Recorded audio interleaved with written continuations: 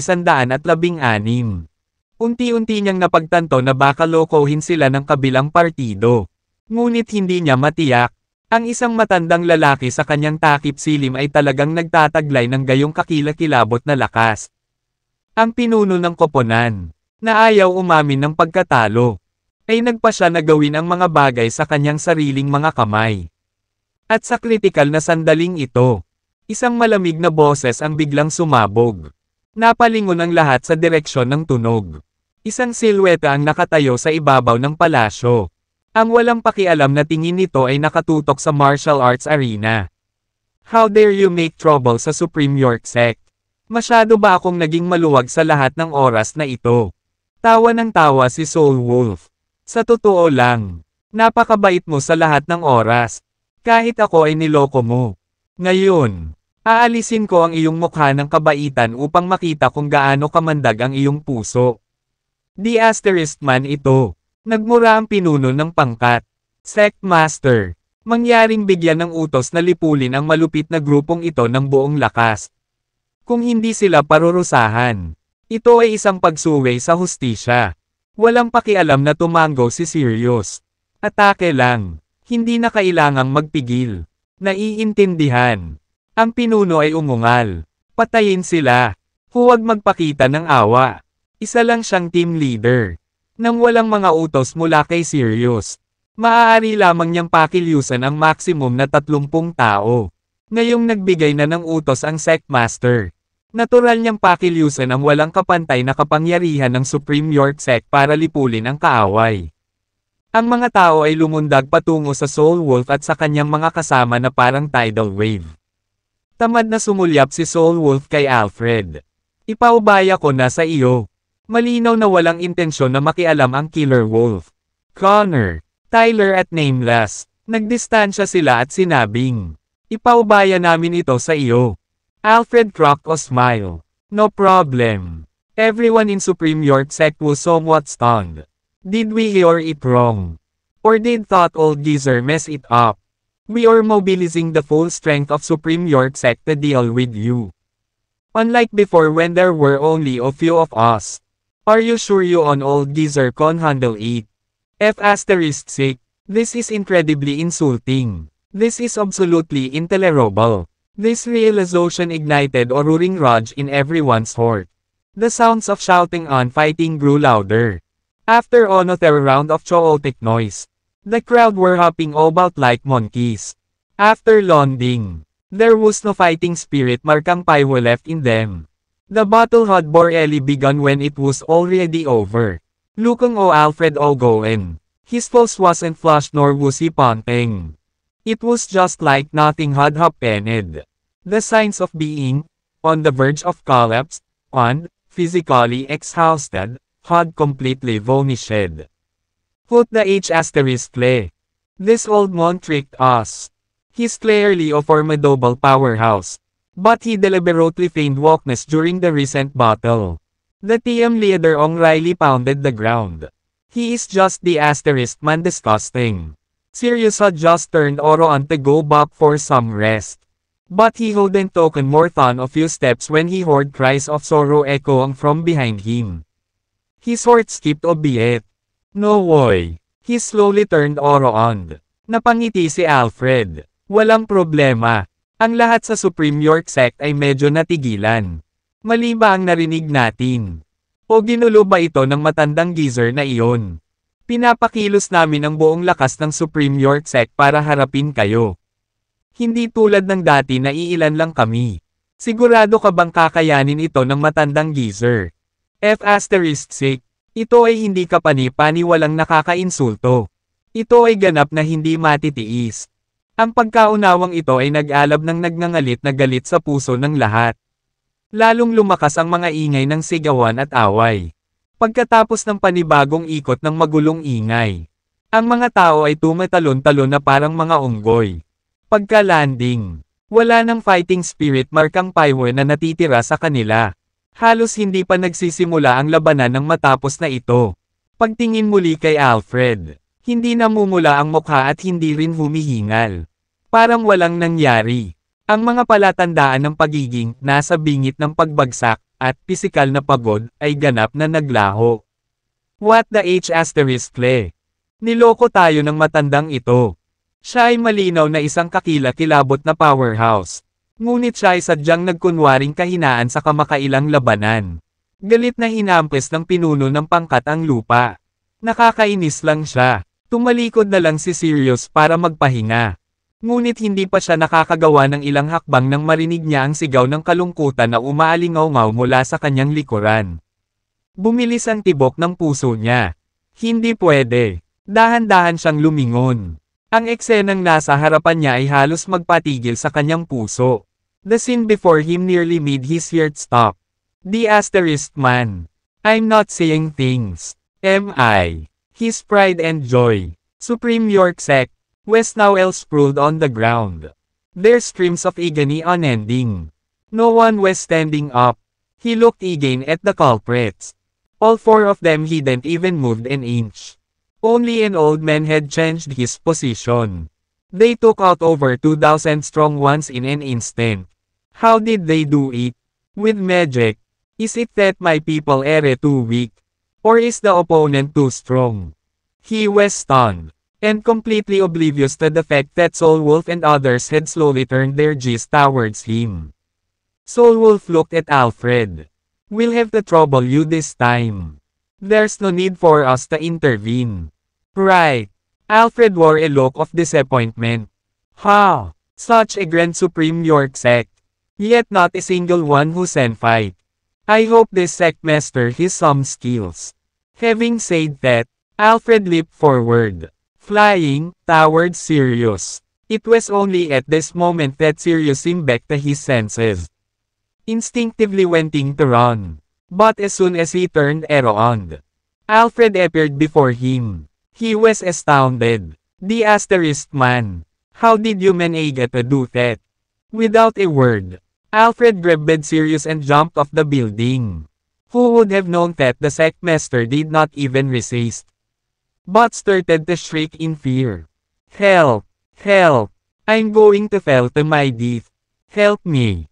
After landing, the sect leader had already fainted from fright. The scene before him nearly made his heart stop. The asterisk man. I'm not saying things. I. His pride and joy. Supreme York sect was now all sprawled on the ground. Their screams of agony unending. No one was standing up. He looked Ogo and awed the culprits. All four of them hadn't even moved an inch. Only an old man had changed his position. They took out over 2,000 strong ones in an instant. How did they do it? With magic? Is it that my people are too weak? Or is the opponent too strong? He was stunned, and completely oblivious to the fact that Soulwolf and others had slowly turned their gaze towards him. Soulwolf looked at Alfred. We'll have to trouble you this time. There's no need for us to intervene. Right. Alfred wore a look of disappointment. Ha! Such a grand Supreme York sect. Yet not a single one who can fight. I hope this sect master has some skills. Having said that, Alfred leapt forward, flying towards Sirius. It was only at this moment that Sirius came back to his senses. Instinctively wanting to run. But as soon as he turned around, Alfred appeared before him. He was astounded. The asterisk man. How did you manage to do that? Without a word, Alfred grabbed Sirius and jumped off the building. Who would have known that the sect master did not even resist, but started to shriek in fear. Help! Help! I'm going to fall to my death. Help me! After landing, the sect leader had already fainted from fright. Ang eksenang nasa harapan niya ay halos magpatigil sa kanyang puso. The asterisk man. Wala naman akong nakikita, diba? Ang kanyang pagmamalaki at kagalakan. Ang Supreme York sect ay nakahandusay na ngayon sa lupa. Ang kanilang mga hiyawan ng paghihirap ay walang katapusan. Walang nakatayo. Muli niyang nilinggan ang mga salarin. Hindi man lang gumagalaw ang apat. Isang matanda na lang ang nagpalit ng pwesto. Naglabas sila ng mahigit 2,000 malalakas sa isang iglap. Paano nila ito nagawa? Gamit ang mahika. Masyado bang mahina ang aking mga tao? O masyadong malakas ang kalaban? Natigilan siya. At lubos na nalilimutan ang katotohanang dahan-daang ibinaling sa kanya ni Soul Wolf at ng iba pa ang kanilang mga tingin. Napatingin si Soul Wolf kay Alfred. Kailangan ka naming troublemayan sa pagkakataong ito. Hindi na natin kailangang makialam. Di ba? Si Alfred ay nagsusuot ng hitsura ng pagkabigo. Ha! Napakalaking Supreme York Sect. Ngunit wala ni isa ang makakalaban. Sana may mga kasanayan ang Sect Master na ito. Pagkasabi noon, lumundag si Alfred. Lumilipad patungo kay Sirius. Sa sandaling ito lamang bumalik sa katinoan si Sirius. Nalikas na gustong tumakbo. Pero pagtalikod niya ay bumungad sa kanya si Alfred. Nagulat siya. Di asterisk man. Paano mo nagawa iyon? Walang sabi-sabi. Hinawakan ni Alfred si Sirius at tumalon palabas ng gusali. Sino ang makakaalam na ang Sect Master ay hindi man lang lumaban? Ngunit nagsimulang sumigaw sa takot. Tulong! Tulong! Mahuhulog ako sa aking kamatayan. Tulungan mo ako. Pagkalapag. Ang sekta. Nawalan na ng malay si leader sa sobrang takot. Nagpalitan ng tingin sina Alfred at Soul Wolf. Puno ng pagkalito ang kanilang mga mukha. Ito ba ang Sect Master ng Supreme York Sect? Bakit siya mahiyain? Nahimete sa maliit na taas. At walang kahit isang pahiwatig ng pagtutol. Parang mas maganda pa yung team leader na yon. Sinampal ni Alfred ang mukha ng Sect Master. Hey, gumising ka. Di asterisk man it. Gising na. Huwag mo akong paglaruan. Baka masampal kita hanggang mamatay. Huwag mo akong patayin. Huwag mo akong patayin. Nagising si Sirius sa takot. Ang una niyang ginawa pagkagising ay ang buong pagmamakaawa kay Alfred. Pakiusap. Nakikiusap ako. Huwag mo akong patayin. Inosente ako. Lalong nagalit si Alfred. Galit na inihagis si Sirius sa isang tabi. Sa impyerno kasama ka. Kahit na ang pagpapatong ng kamay sa iyo ay isang insulto sa akin. Panay ang paglapit ni Soul Wolf kay Sirius. Lumuhad ka at tanggapin ang iyong paghatol. Tiningnan sila ni Sirius na may takot at kaba. Sino? Sino ka? Bakit? Bakit mo kami hinuhusgahan? Sa isang casual na stomp. Ang Soul Wolf ay naging sanhi ng panginginig ng lupa. Isang bakal na baras ang tumalsik. Na walang kahirap-hirap na nasalo niya sa kanyang kamay. Sumulong siya patungo kay Sirius na may hawak na bakal. Habang kumakayod ang pamalo sa lupa. Sunod-sunod na kislap ang sumabog. Sapat na ba ito? Thud. Sa pagtingin sa kinakalawang na bakal. Ang puso ni Sirius ay malapit nang lumundag palabas sa kanyang dibdib. Nang hindi na siya umimik pa. Lumuhad siya. Patawarin mo ako. Magaling sir. Patawarin mo ako. Inosente ako. Inosente talaga ako. Wala itong kinalaman sa akin. Ang mga gawain ng Supreme York Sect ay walang kinalaman sa akin. Lahat ng nasa Supreme York Sect ay natulala. Di asterisk man. Bakit parang tanga ngayon si Mr. Sirius na kadalasang mataas at makapangyarihan. Ito ay simpleng kahihiyan sa Supreme York Sect. Anong nangyayari dito? Masasabi ni Soul Wolf na medyo kakaiba ang Sect Master na ito. Marahil ay may tinatago siyang malaking sikreto. Tumingin siya kay Killer Wolf. Hawak-hawak ni Killer Wolf ang kanyang telepono. Perpektong nakuhanan ang buong eksenang ito. Nagtanong si Soul Wolf, natapos mo na ba ang paggawa ng pelikula? Tumango si Killer Wolf. Tapos na ako. Ipapadala ko agad kay Dexter. Sumagot si Soul Wolf. Siya nga pala. Dalhin ang matandang ito sa isang lihim na lugar para sa interogasyon. Baka may tinatagong sikreto ang matandang ito. Tumango si Killer Wolf. Naiintindihan. Ipinadala ni Killer Wolf ang video kay Dexter. Na nagpakita kay Sirius para sa awa. Pagkatapos, kinuha niya ang huli at tinungo ang silid. Walang nagawa si Sirius kundi humingi ng awa. Sa kalagitnaan, biglang nagring ang phone ni Sirius. Bigla niyang sinagot ang tawag. Ang boses ni Albert ay nanggaling sa kabilang dulo ng telepono. Mr. Sirius, tulong. May malaking problema. Galit na sumigaw si Sirius. Ako mismo ay nasa matinding problema ngayon. Magmadali at iligtas ako. With that, natapos ang tawag. Ang Killer Wolf, hila-hila si Sirius, ay pumasok sa silid. Pagkatapos, sa mahinang boses, sinabi niya, mga miyembro ng Nightingale Squad. Lumabas kayo. Swish, swish, swish. Dalawang figure ang lumabas sa madilim na sulok. Ito ang ama ng Killer Wolf. Kasama ang isa pang miyembro ng Nightingale Squad. Tumawa si Killer Wolf. Basta alam kong nandito kayo. Ang Nightingale Squad ang pinakamagaling sa interogasyon. Bakit hindi ninyo tanungin ang Sect Master na ito? Sinabi ni Soul Wolf na ang taong ito ay nagtatago ng ilang mga lihim. Sumagot ang Nightingale Squad. Naiintindihan. Paaralan ng martial arts. Napatulala si Albert na nakatingin sa phone niya.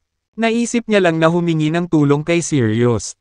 Ngunit hindi lamang hindi nag-alok ng anumang tulong ang huli. Sa halip ay humingi siya ng tulong sa kanila. Ano na ang nangyari sa Supreme York Sect? Totoo kaya ang sinasabi nitong lalaking nasa harapan ko? Gumawa ba talaga siya ng hakbang laban sa Supreme York Sect?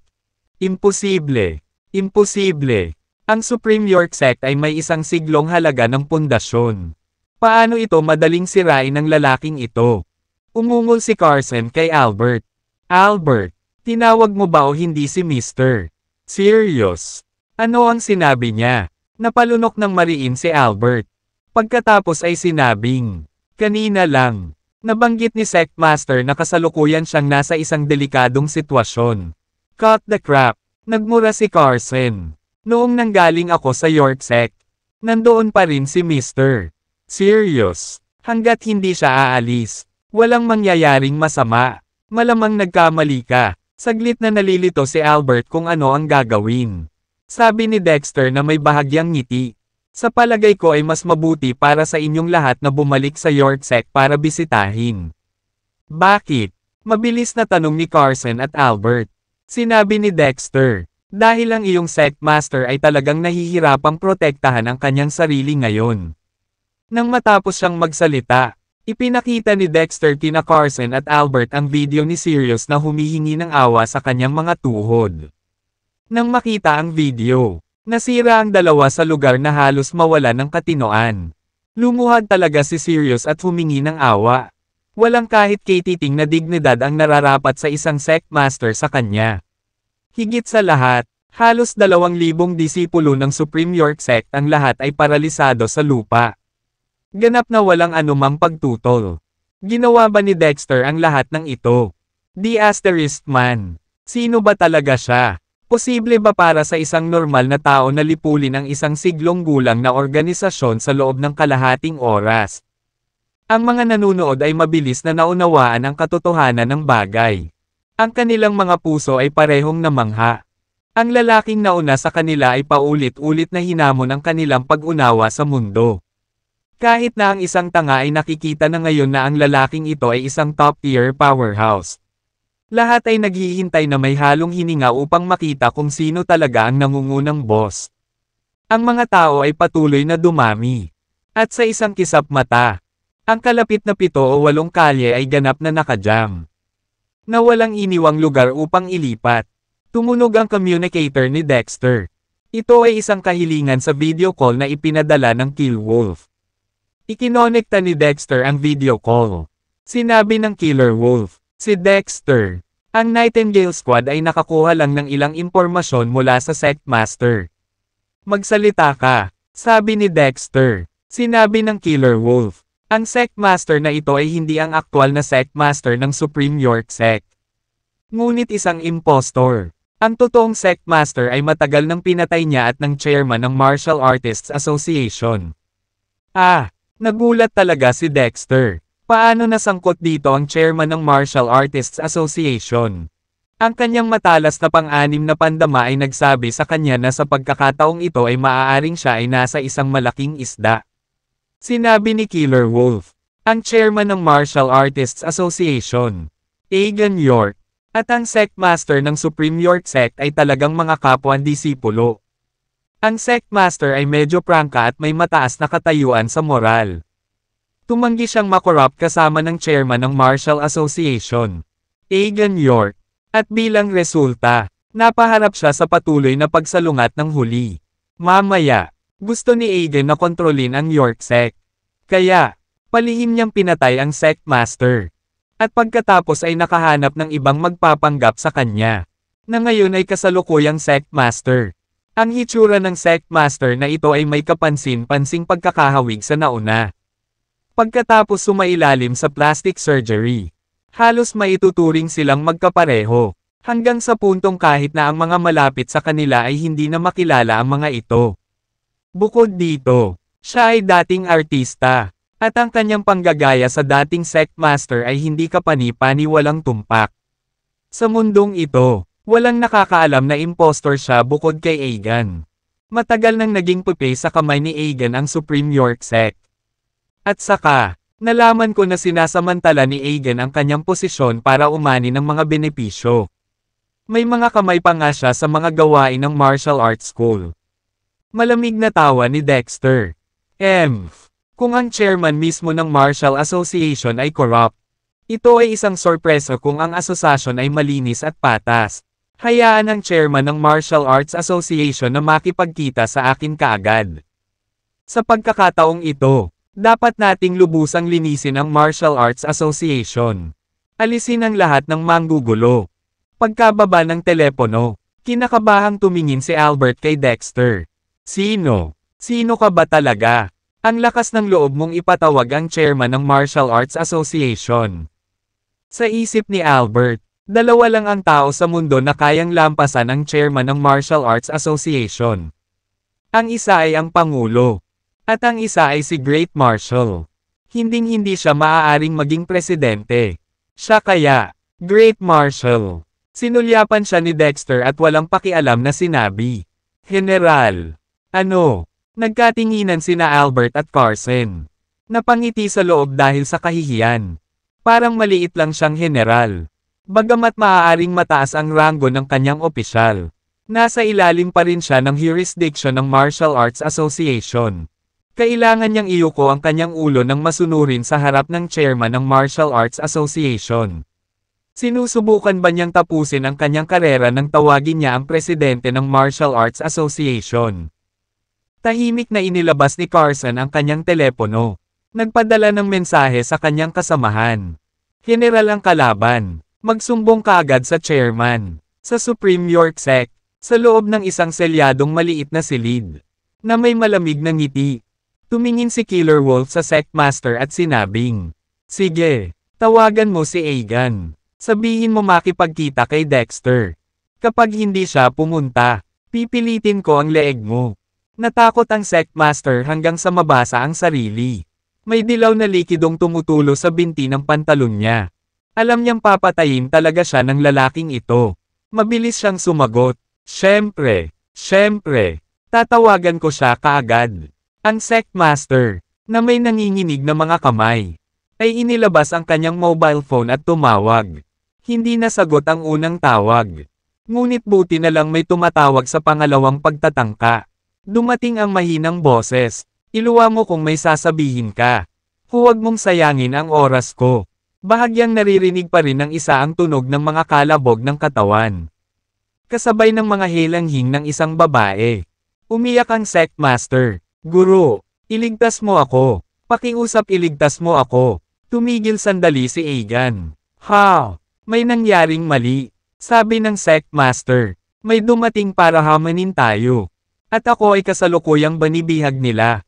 Walang kwenta. Nagmura si Egan. Ilan sila? Sumagot ang sect master. 6 na tao. Tanong ni Egan. Higit sa 2,000 kayo. At hindi mo kayang talunin ang 6 sa kanila.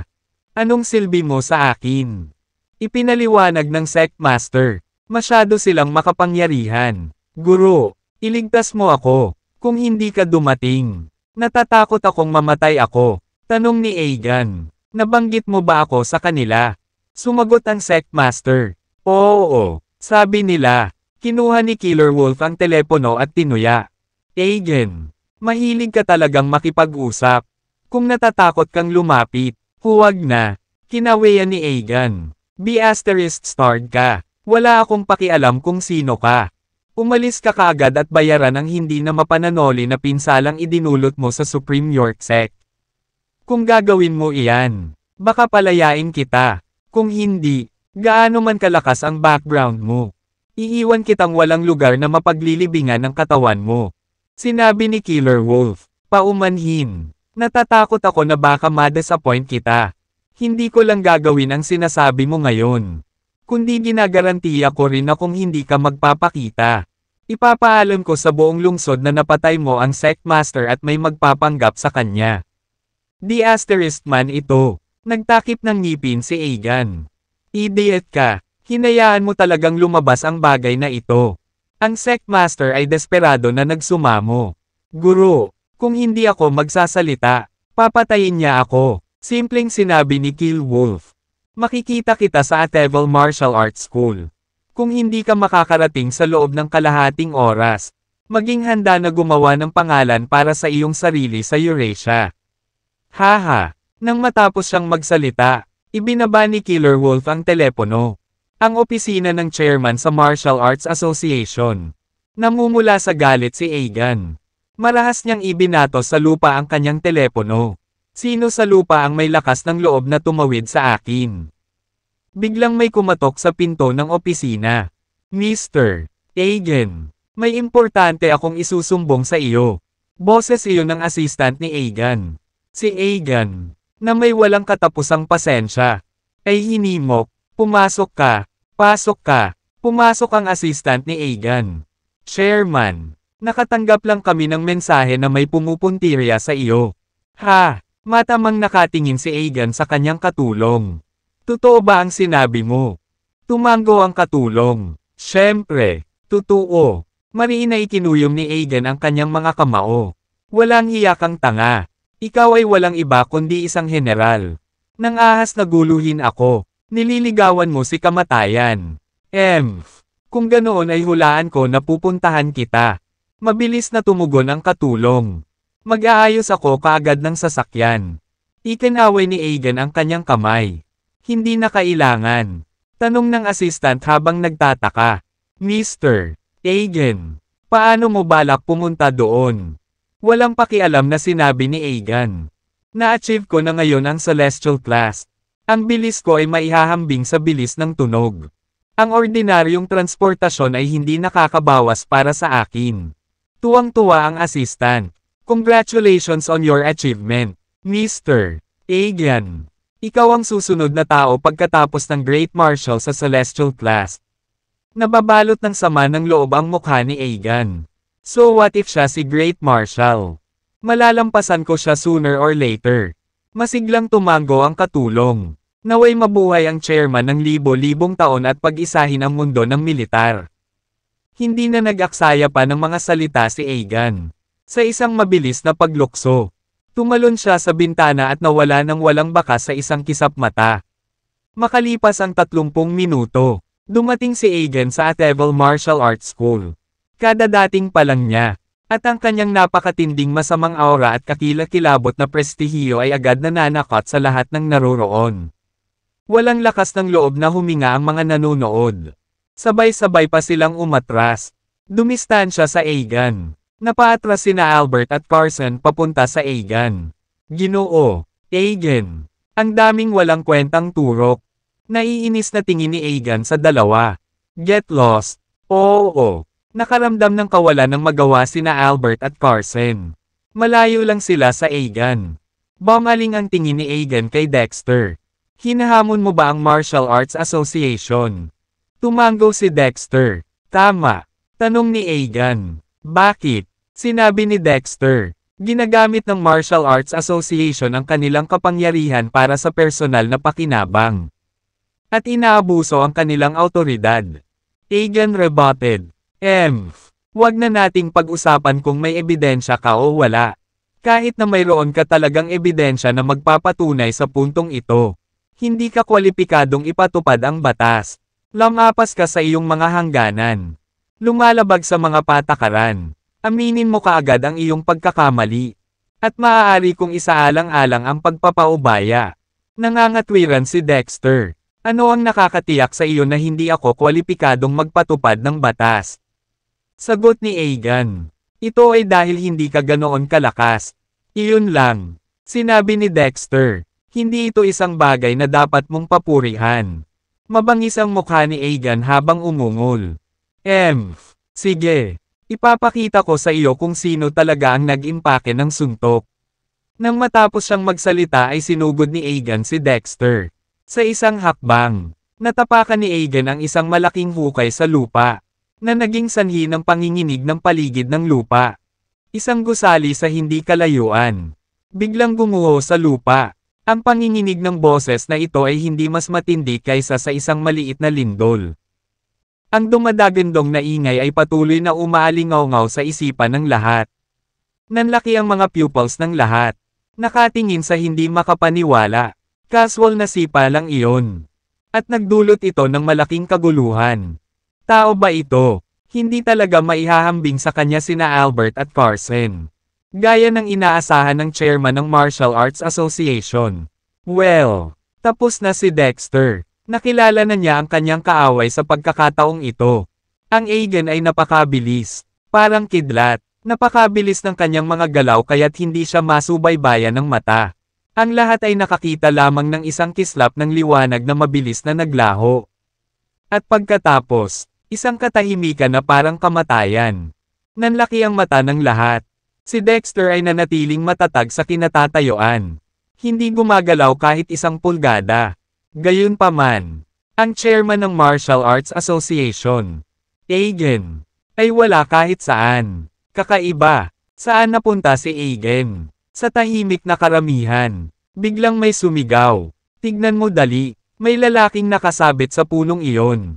Ito kaya ang presidente ng Martial Arts Association. Agad na napatingin ang lahat. At saka sila nabaliw.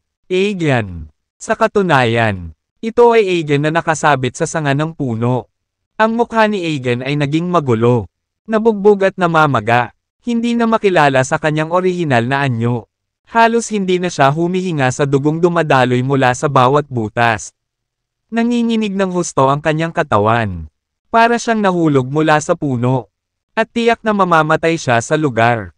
Sa sandaling ito, ang emosyon ng lahat ay hindi na mailalarawan na nabigla lamang. Wow! Isa na namang nakamamatay na galaw. Walang dapat mang-provoke kay Dexter. Naghiwalay na sina Albert at Carson. Maging ang *man president ng Martial Arts Association ay hindi nakatiis sa isa sa kanyang mga galaw.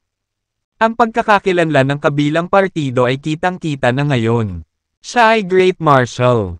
Sa mundong ito, si Great Marshal lang ang makakagawa nito. Tama ba? Sigaw ni Albert. *man it. Gusto ko lang tumalon sa pila. Paano ko nagawang masaktan si Great Marshal? Humakbang si Karen. Ang asawa ni Albert. Nanginginig ang boses habang sinasabi. Albert, baka tumawag tayo ng pulis. Mukhang mahirap hawakan ang taong ito. Walang pagdadalawang isip na sinampal siya ni Albert. *man, sinira mo na talaga ako. Kilala mo ba kung sino ang kinakalaban mo? Kinakabahang tanong ni Karen. Sino iyon? Sumagot si Albert. Ito ay Great Marshal. Ang tagapagtanggol ng bayan. Ano? Napatulala si Karen. At nararamdaman niyang umiikot ang ulo niya. Sumigaw si Albert. Ano ba ang pinagtataguan mo dyan? Tumakbo ka na. Oo. Dahil doon. Tumakas si Carson. Albert. At Karen sa gulat. Gayunpaman. Hindi sila pinabayaan ni Dexter ng madali. With a surge of his energy. Natrap niya silang tatlo sa kinatatayuan nila. Ngayon, ang tatlo ay paralisado. Hindi makagalaw. Nasa bingit na sila ng mga luha at kawalan ng pag-asa. Lumapit si Dexter kay Aegon at sinabing, hindi nakakagulat na ang pagsasanay ng martial arts sa Eurasia ay napakahirap at kulang sa etiketa. Nangunguna ka pala. Hoy! Paano ka karapat dapat na maging presidente ng Martial Arts Association na kumokontrol sa martial arts ng Eurasia? Aegon, umamin ka ba na nagkasala? Si Aegon ay umubo ng dugo.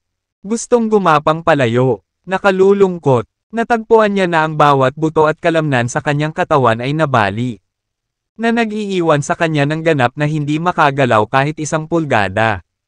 Nakaramdam siya ng desperado kaya naisipan pa niyang mamatay.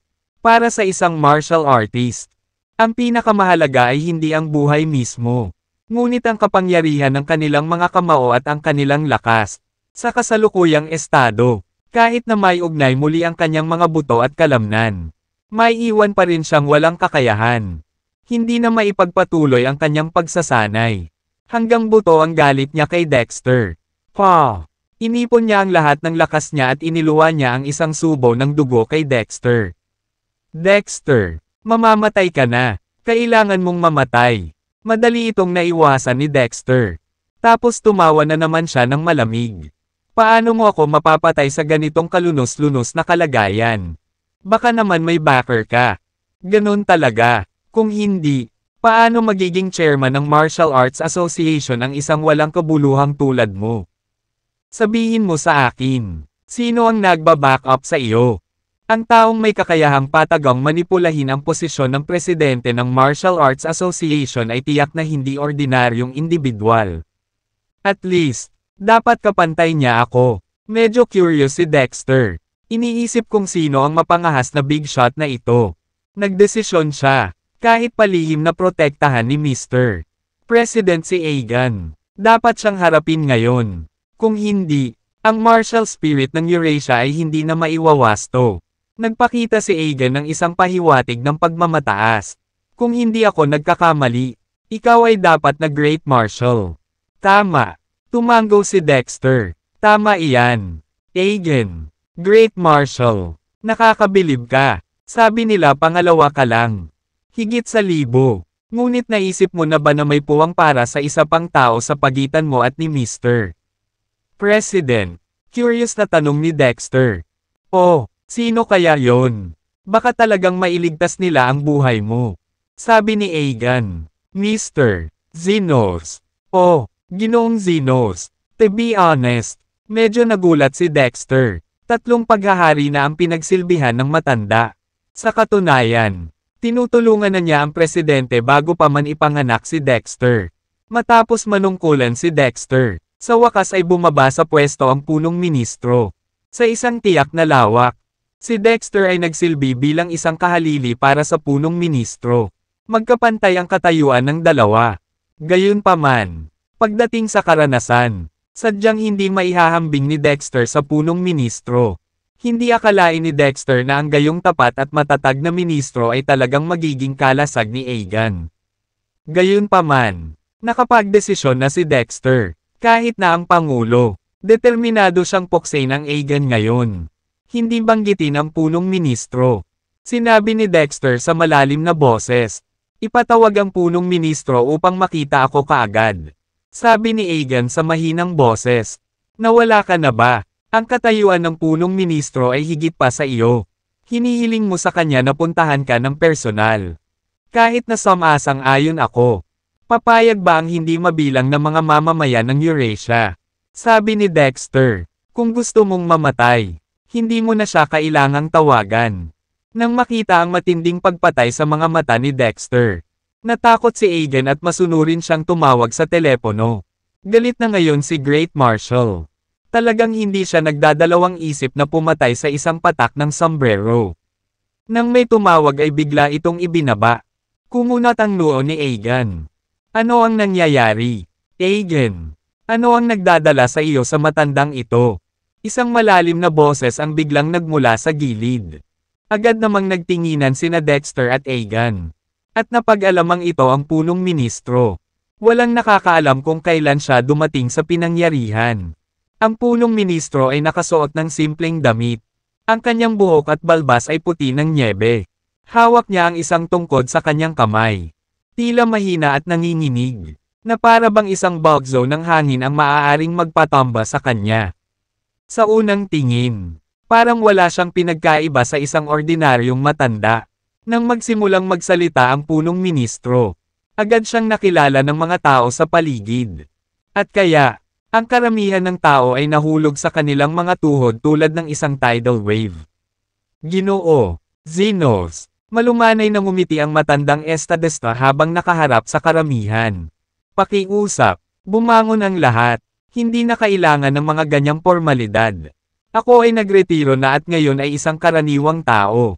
Hindi na kailangang lumuhad sa harapan ko. Unti-unting bumangon ang mga tao. Bahagyang yumuko rin si Dexter sa punong ministro. Mr. Zenos. Matagal na. Tinapik ng punong ministro si Dexter sa balikat. Nung nagretiro ako, green young man ka pa. Ngayon, nagmature ka na ng husto. Mabuti. Napakahusay. Isang magalang na ngiti ang isinagot ni Dexter. Mr. Zenos, masyado mo akong nambola. Pagkatapos ng lahat, ang punong ministro ay isang karapat-dapat na opisyal ng Eurasia. At walang konkretong ebidensya na magpapatunay na siya ay nakikipagsabuatan sa Pangulo ng Martial Arts Association. Sa makatuwid, si Dexter ay nagkaroon pa rin ng sapat na paggalang sa punong ministro. Sinabi ng punong ministro, "Binata, hindi na kailangang maging masyadong mahinhin. Ang sobrang pagpapakumbaba ay hindi talaga magandang bagay. By the way, may kailangan ka ba sa akin?" Sabi ni Dexter, "Mr. Zenos, maaari ba akong magkaroon ng isang salita sa iyo?" Ang pag-unmask sa harapan ng punong ministro dito ay hindi angkop. Mas mabuting tanungin ang punong ministro ng pribado. Pagkatapos ng lahat, ang punong ministro ay lubos na iginagalang sa Eurasia. Umiling ang punong ministro at sinabing, "Hindi na kailangan iyon. May card game akong dadaluhan mamaya. Hindi ko kayang mag-aksaya ng oras. Sabihin mo lang kung ano ang sasabihin mo dito." Ang punong ministro ay nagtitiwala na. Dahil sa kanyang prestihiyo sa Eurasia, hindi maglalakas loob si Dexter na hindi siya igalang sa publiko. Kaya naman, tumanggi siyang umalis sa mata ng publiko. Direktang nagpakawala ng lakas si Dexter. Binalot ang punong ministro, na pinilit na sundan siya sa maliit na bahay sa gilid. "Maraming salamat sa iyong kooperasyon, Mr. Zenos." Grabe! Ang punong ministro ay nagsimulang magmura sa loob. Nakakita na ako ng mga walang hiyang tao. Pero hindi naman ganito kalala. Ito ba ay isang bagay na gagawin ng isang tao? Maaari ka bang maging mas walang hiya? Ang katawan ng punong ministro ay wala na sa kanyang kontrol. Ni hindi siya makagawa ng ingay. Sa huli, ang punong ministro ay puwersahang dinala sa maliit na bahay. Noon lamang ibinalik ni Dexter sa punong ministro ang kanyang kalayaan. Nagdilim ang mukha ng punong ministro. At sa galit, sinuntok niya si Dexter. Gayunpaman, bahagya itong kumikiliti sa kanyang balat. "Bastos ka. Lalo kang nagiging masungit," sinabi ni Dexter. "Naiintindihan ko ang iyong pamumuna, Mr. Zenos, ngunit hinihiling ko ang iyong pangunawa. Mayroong ilang mga bagay na mas mabuting hindi malaman ng mga mamamayan ng Eurasia. O makakasakit ito sa kanilang damdamin." Sinabi ng punong ministro. "Sige, ano itong isang bagay na sinasabi mo?" Tanong ni Dexter. "I heard it was your good self who supported Egan to become the chairman of Martial Arts Association, tama ba yun?" To be honest, with Egan's level of ability, he's simply not up to the task for this position. Not to mention his lack of moral integrity. Hindi ko talaga maisip kung ano ang tumatakbo sa isip mo. Napabuntong hininga ang punong ministro. Niloko ako ng mata ko. Nagkamali ako ng paghusga sa tao. Akin ang responsibilidad para sa bagay na ito. At tinatanggap ko ang parusa. Sinabi ni Dexter, kung hindi sinasadya ng iyong mabuting sarili. Kung gayon ang bagay na ito ay magiging mas madaling hawakan. Ginoo, Zenos, nakagawa ka ng malaking kontribusyon sa Eurasia. Kaya tiyak na hindi mapapansin ang mga maliliit na pagkakamali. Pero, hindi maliit na bagay ang pagkakamaling ginawa ni Egan. Pinangunahan niya ang martial arts ng Eurasia, na nagdulot ng pinsala sa ating pambansang depensa. Karapat-dapat siyang maparusahan. Ginoo, Zenos, nag-ayos na ako ng mag-e-escort sa iyo pauwi. Hindi mo na kailangang mag-alala tungkol sa bagay na ito. Mabilis na sinabi ng punong ministro. Hindi iyon magagawa, sabi ni Dexter. Nako, hindi mo na kailangan na mag-ayos ako ng susando at maghahatid sa'yo. Pagkatapos ay maaari kang bumalik sa iyong sarili. Mabilis na sinabi ng punong ministro. Ang ibig kong sabihin ay, hindi natin maipapatupad ang Aegon. Kahit na si Aegon ay hanggal at nasira ang martial arts spirit ng Eurasia. Hindi niya sinasadya. Ang kanyang krimen ay hindi karapat-dapat sa kamatayan. Bakit hindi mo siya ibigay sa akin? Disiplinahin ko siya at ituturo sa kanya ang paraan ng martial arts. Na muling hinuhubog ang martial spirit ng Eurasia. Kunin ito bilang pagbabayad sala para sa kanyang mga kasalanan sa pamamagitan ng mga karapat-dapat na gawa. Hehe, sabi ni Dexter. Mr. Zenos, sa tingin mo ba ay medyo binabaliwala mo ito? Kung ang lahat ay magbabayad sala para sa kanilang mga kasalanan sa pamamagitan ng pagsasagawa ng mga karapat-dapat na gawa. At ang mga krimeng may kamatayan ay pinatawad. Hindi ba iyon ang maghahatid sa ating bansa sa kaguluhan? Lalong nagdilim ang mukha ng punong ministro, napakaliit ba ng dating mukha ko sa iyo? Hindi mo man lang ba ako binibigyan ng respeto? Sinabi ni Dexter, kung ang isang lumang mukha ay nagkakahalaga ng labis. Nangangahulugan ba ito na walang parusang kamatayan sa Eurasia? Nauna nang nag-iwan ng mukha si Dexter para sa punong ministro. Ngunit ngayon, tila tuluyan na silang nalaglag. Gaya ng inaasahan, nagalit ang punong ministro. Humph! Desidido akong kunin si Aegon ngayon. Ano ang maaari mong gawin tungkol dito? Sabi ni Dexter. Well, it all comes to if your fist is harder.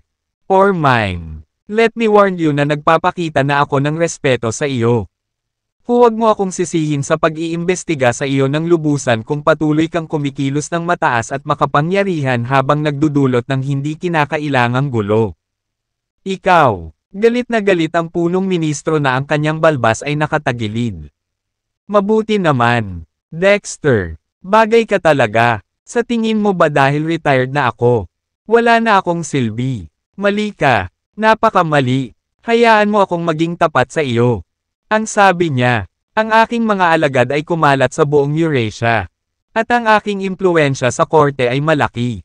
Kung gagawa ka ng hakbang laban sa akin, ang aking mga alagad ay babangon sa aking pagtatanggol, na magdulot ng kaguluhan sa Eurasia. At posibleng humantong pa sa pagbagsak nito. Thwack! Sa hindi inaasahang pagkakataon, hindi nagdalawang isip si Dexter na sampelan ang punong ministro. Tinakpan ng punong ministro ang kanyang mukha.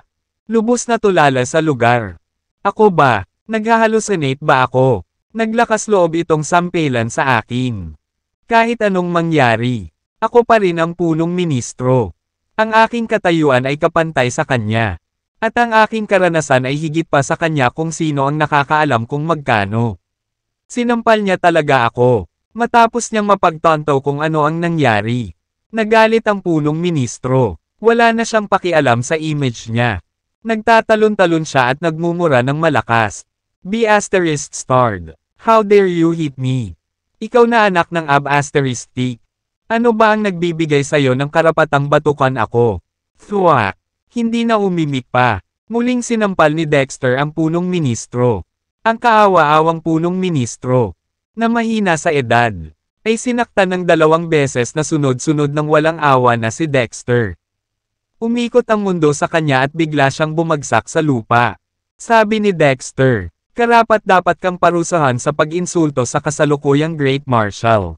Bilang isang mamamayan ng Eurasia, gaano ka kalakas loob na magbanta na magdulot ng kaguluhan at maging pagkawasak sa Eurasia?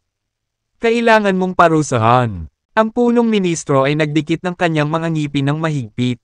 Mabuti, mabuti, napakabuti. Maghintay ka. Inilabas ng punong ministro ang kanyang mobile phone at nag-dial ng numero. Hello, nabugbog ako ni Great Marshal. Mayroon bang sino man sa Eurasia na nagmamalasakit pa rin? Meron bang tatayo para sa akin? Sa pamamagitan lamang ng isang pangungusap, ibinaba ng punong ministro ang telepono. Nagpumiglas ang punong ministro. Nanghahaman ang tingin habang nakatingin kay Dexter. Bina, maghintay ka lang. Ang iyong kamalasan ay papunta na. Tandaan mo ito. Ang huling tumawa ay ako. Kumunat ang noo ni Dexter. Sino ang kasama mo sa telepono? Sinabi ng punong ministro. Hindi ito espesyal. Ang mga ulo lamang ng 34 na Templar. Iyon lang. Oh, tinanong ni Dexter. Ang lahat ba ng mga pinuno ng 34 na Templar ay iyong mga disipulo? Sagot ng matandang punong ministro. Siyempre, kung hindi, paano ko mabibigyang katwiran ang paghawak sa posisyong ito sa loob ng maraming taon? Mananatiling payapa pa kaya ang Eurasia kung magsisimula silang magdulot ng kaguluhan. You're quite the charmer, but I doubt na may kakayahan kang sugpuin ang kaguluhan. Di ba? Isang matamis na ngiti ang ibinigay ni Dexter. Hindi naman ganoon ang kaso. Nilabas niya ang phone niya at may tinawagan. Balutin. Ano? Nanginginig ang punong ministro. Balutin. Anong ibig sabihin yan? Anong binabalot mo? Sabi ni Dexter. Mr. Zenos, wala ka talagang clueless. Sa palagay mo ba ay hindi kami magpapansinan ni Mr. President na may ganitong engranding scheme? Naglagay na kami ng bitag. Inilalagay ang sarili naming mga tao sa paligid mo. Sa sandaling magkaroon ng anumang palatandaan ng anumang kilusan. Ang aking mga tao ay kikilos kaagad at dadalhin sila sa hustisya. Imposible. Imposible. Ang punong ministro ay halatang nabalisa at napabulalas. Ikaw, paano mo? Niloloko mo ako. Sabi ni Dexter. Hindi ka naniniwala sa akin. Maaari mo silang tawagan ngayon at magtanong. Inabot ng nanginginig na kamay ng punong ministro ang kanyang telepono. Di na dial ang numero ng kanyang alagad. Gayunpaman, walang sumagot. Ang punong ministro ay malungkot na lumuhad sa kanyang upuan. ****starred ka. ***man ito. Ikaw, walang hiya ka talaga. Sabi ni Dexter. Mr. Zenos. Ang iyong kamakailang mga aksyon ay katumbas ng pagtataksil at paghihimagsik. Ang pag-insulto kay Great Marshal ay mas malaking kasalanan. Ako ngayon ay humahatol sa iyo. Inuutusan kang kumuha ng lason at wakasan ang iyong sariling buhay. May pagtutol ka ba? Hindi ko ito tatanggapin. Ang punong ministro ay sumagot ng walang pag-aalinlangan. Hindi ko ito tinatanggap. Sino ka para husgahan ako? Magka-level tayo. At mas marami akong karanasan kaysa sa iyo. Sabi ni Dexter, wala kang opisyal na posisyon ngayon. Kaya ordinaryong mamamayan ka lang. Bilang Great Marshal na kasalukuyang naglilingkod sa Eurasia. Tiyak na may karapatan akong tanungin ka. Napalunok ng husto ang punong ministro. Sige, sabihin na nating may karapatan kang husgahan ako. Pero hindi mo lang ako masentensyahan ng kamatayan ngayon. Ang aking krimen ay dapat masukat sa ilalim ng pagsisiyasat ng may katuturang awtoridad. Sabi ni Dexter, pero hindi ako makapaghintay ng ganoon katagal. Ang mga dayuhang kaaway ay lumulusob ngayon. At nilalayo nilang sirain ang Dragon's Vein ng Eurasia. Kailangan kong pumunta para pigilan sila. Maaaring one-way trip ang paglalakbay na ito. Kaya, kailangan mong harapin ang mga kahihinatnan ngayon. Habang nagsasalita siya, si Dexter ay patuloy na umaban patungo sa punong ministro. Ang napakalaki niyang aura ay naging sanhi ng panginginig ng matanda sa takot. Oh, sa huli, biglang bumantong hininga ang punong ministro. Ikaw ang dahilan ng aking pagkilos. Kumunat ang noo ni Dexter. Masama ito. Ang pag-uugali ng punong ministro ay hindi karaniwan. Dapat may nangyayari. Hindi pa natatapos ang pag-iisip na ito ay biglang naramdaman ni Dexter ang pagbagso ng malamig na hangin mula sa kanyang likuran. Mabilis siyang lumingon. Nagulat na lamang siya ng isang sinag ng puting liwanag na direktang sumulpot sa kanya. Isa pa, malakas ang aura ng kalaban. Tiyak na hindi sila ordinaryong tao. Hindi naglakas loob na maging pabaya si Dexter.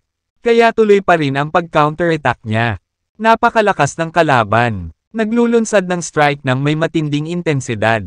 Gayunpaman, walang kahirap-hirap na pinalihis ni Dexter ang atake ng kalaban. Ang kaaway ay walang pagnanais na magpatuloy sa pakikipaglaban. Matapos ilunsad ang pag-atake, dali-dali silang tumakas. Subconsciously, gustong habulin sila ni Dexter. Pero sa huli, sumuko siya sa ideyang ito. Siya ay nag-aalala na ito ay maaaring maging isang panlilinlang upang maakit siya palayo. Kung siya ay hahabulin, Ang punong ministro sa likod niya ay maaaring samantalahin ang pagkakataon na makatakas. Lumingon siya. Nalaman lamang na ang punong ministro ay tila may edad na mga dekada sa isang iglap. Nababalot ng kulubot ang kanyang mukha. Mahina ang kanyang hininga. At nakadapa sa lupa. Tila anumang oras ay maaaring mamatay. Ano ang nakuha sa punong ministro? Tiningnan ng punong ministro si Dexter gamit ang kanyang mga mata na namumula. Sa humihingal na boses, sinabi niya, Great Marshal, Great Marshal, come here. Ang kasalukuyang punong ministro ay sadyang hindi nakikilala kumpara sa dati. Maingat na sumandal si Dexter. Punong ministro, ano bang nangyayari sa iyo? Mahinang bamulong ang lalaki. Netherworld, Black Reaper, Netherworld, Black Reaper, bilasan mo, sundan mo siya. Anong ibig niyang ipahiwatig? Napatulala si Dexter. Bakit biglang ilabas ng punong ministro ang Black Reaper of Netherworld? Si Black Reaper ba ang umatake sa akin? Pero hindi maaaring siya iyon dahil natatakpan ng puting liwanag ang kabilang partido. Ang sabi ng punong ministro. Ang Black Reaper, ang nagmamayari sa akin. Ngayon lang, nakatakas siya nang umatake ang kalaban. Humanda ka. Ano? Napuno agad ng galit si Dexter. Tila ang punong ministro ay sinapian ng Black Reaper sa buong panahon. Ang kanyang mga aksyon sa paglipas ng mga taon ay hindi ang nais niyang gawin ngunit ang resulta ng mga manipulasyon ng Black Reaper. Mahirap unawain ang kapangyarihan ng punong ministro na nahuhulog sa mga kamay ng Black Reaper of Netherworld. Maiisip lamang ng isa kung gaano kalaki ang pinsala at pagkawala na dinala niya sa Eurasia. Mamamatay ka, Black Reaper. Kaagad. Ang enerhiya ni Dexter ay naging isang ammo needle. Mabilis na tumusok sa katawan ng punong ministro, na napanatili ang kanyang buhay. Pagkatapos, sa isang mabilis na paglukso, umakyat siya sa tuktok ng gusali. Pinagmamasdan ng mabuti ang kanyang paligid. Gaya ng inaasahan, may nakita siyang bakas ng natitirang negatibong enerhiya. Gayunpaman, ang negatibong enerhiya ay naging lubhang mahina. Walang pagkakataon na makahabol. Wala na si Black Reaper. Halos nalaman na ni Dexter ang sitwasyon noon. Ang umatake lang siguro ay si White Reaper. Ang kanyang layunin ay lumikha ng isang pagkakataon para sa Black Reaper na makatakas. White Reaper at Black Reaper dapat parusahan. Bumalik si Dexter sa kwarto. Hinawakan ng punong ministro ang sulok ng kamiseta ni Dexter. Ulong. Ay sa safe sa aking tirahan. May listahan ng mga especially iya. Ang Netherworld ay nagpaplano laban sa Eurasia sa loob ng maraming taon. Ang kanilang network ng mga especially iya ay hindi kapani-paniwalang sophisticado. Dapat nating lubusang alisin ang mga especially iya. Agad namang tumango si Dexter. Magtiwala ka, punong ministro. Tiyak na hindi ako mabibigo sa aking misyon. Para sa kapakinabangan ng Eurasia. Hinding-hindi ako papayag na salakayin ito ng iba. Bamulong ang punong ministro. Bilasan mo. Huwag mo munang hayaang makarating doon ang Netherworld. Sabi ni Dexter. Sige, punong ministro. Dadalhin mo na kita sa ospital. Sagot ng punong ministro. Huwag mong sayangin ang iyong oras. Sa akin. My daughter. I entrust my daughter to you. Consider it a plea from me. Sabi ni Dexter. Prime Minister. Maghintay ka dyan. Wala akong panahon para alagaan ang anak mo. Kailangan mong manatiling buhay para alagaan mo ang iyong anak. Gayunpaman, bago pa matapos ni Dexter ang kanyang pangungusap, isang patak ng dugo ang damaloy mula sa sulok ng bibig ng punong ministro. The asterisk man ito. Mabilis na nagbago ang ekspresyon ni Dexter. At hindi niya namamalaya na ibinuka ang bibig ng punong ministro. Kinagat ng punong ministro ang sarili niyang dila at namatay. Hindi. Si Dexter ay nasa matinding kalungkutan at kawalan ng pag-asa. Nag-aalala ang punong ministro na ang pagdadala sa kanya sa ospital ay isang pag-aaksaya ng oras. Sa takot na ang listahan ng mga especially iya ay sakupin ng Netherworld. Nakakabigla siyang kinagat ang sarili niyang dila para magpakamatay. Nang mapagtanto iyon, nahihiya si Dexter sa kanyang kawalan ng kakayahan. Kalahati. Punong Ministro, makatitiyak ka, hinding-hindi ko hahayaang mawala ng saysay ang pagkamatay mo. Netherworld, personal kitang eye level. Pagkatapos ng masusing pagsusuri, nalaman niyang wala ng palatandaan ng buhay ang punong ministro. Sa mabigat na puso, binitawan ni Dexter ang punong ministro. Paglukso sa langit, dumiretso siya sa manor ng punong ministro. Sa harap ng martial arts school. Hindi mabilang na mga manunood ang nakasaksi sa eksenang ito. Naiwan ang lahat na tulala. Tulad ng inaasahan ng Great Marshal. Ang lalaki ay lumipad ng kasing bilis ng kidlat at nawala sa kanilang paningin sa isang kisap mata. Bagamat alam ng lahat noon na malakas ang Great Marshal. Hindi nila akalain na magiging ganito siya kalakas. My dad is the greatest hero in the world. Sabi ni Missy. Puno ng paghanga ang mukha habang nakatingin sa direksyon kung saan nawala si Dexter. Paglaki ko, gusto ko ring maging world-class hero gaya ng tatay ko. At hindi lang ito ang iniisip ni Missy. Ang mga batang dumalo para magparehistro ay lahat ay may pangarap na natanim sa kanilang mga puso na maging isang Great Marshal. At sa katunayan, makalipas ang 2 o 3 dekada, maraming mga mandirigma ng king class ang lalabas mula sa grupong ito ng mga bata. Ito ang kapangyarihan ng pananampalataya. Save me! Save me! Desperadong pakiusap ni Aegon kina Carson at Albert. Parehong nasa mainit na tubig ngayon sina Carson at Albert. Halos wala silang oras na mag-alala kay Aegon. Nagpalitan ng tingin ang dalawa. Handang kumawala sa pagkatalo. Matapos pukawin ang dakilang marshal at ganap na gawing kalabisan ang kanilang mga pinagmulan. Wala na silang nakataya sa Eurasia. Kailangan nilang mamuhay ng lihim mula ngayon. Ang mga tao ay likas na hamarang sa landas ni Carson at Albert. Nagbanta si Carson at Albert. Pagod na siguro kayo sa buhay. Sa tingin mo ba talaga kayang pigilan ng grupo ng mga ordinaryong tao na tulad mo ang 2 martial artist? Inilalagay ko ito ng husto ngayon. Ang sino mang maglakas loob na pigilan tayo ay ibababa. Habang nagsasalita sila, pareho silang nagsiwalat ng kanilang mga punyal. Ang malamig na kinang na sumasalamin sa mga punyal ay sapat na upang magdulot ng takot sa puso ng sinuman. Natakot ang karamihan. Gayunpaman, hindi sila umatras. Huwag kang matakot sa kanila. Mayroon kaming lakas sa mga numero. Ang pagpigil sa kanilang dalawa ay dapat madali. Tama, hindi natin maaaring pabayaan ang ating Great Marshal. Ang Great Marshal ay nakikipaglaban ng walang takot sa larangan ng digmaan. Walang takot kahit na humaharap sa mga puwersang libo-libong beses na mas malakas kaysa sa kanyang sarili. Ngayon, sa napakarami nating laban sa 2 lang sa kanila, mayroon ba tayong dapat ikatakot? Panay ang paglapit ng mga tao kina Carson at Albert. Galit na galit si Carson. *Man 8, pinipili mong gawin ito sa mahirap na paraan. Ha! Patayin sila! Sumugod si Carson sa karamihan. Handang hampasin ng may nakamamatay na puwersa. Napuno ng takot ang mga tao. Ngunit wala ni isang tao ang umatras. Sa kritikal na sandali, isang martial artist ang biglang sumulpot mula sa karamihan. Sa isang walang kahirap-hirap at casual na sipa, pinalipad niya ang punyal ng kalaban.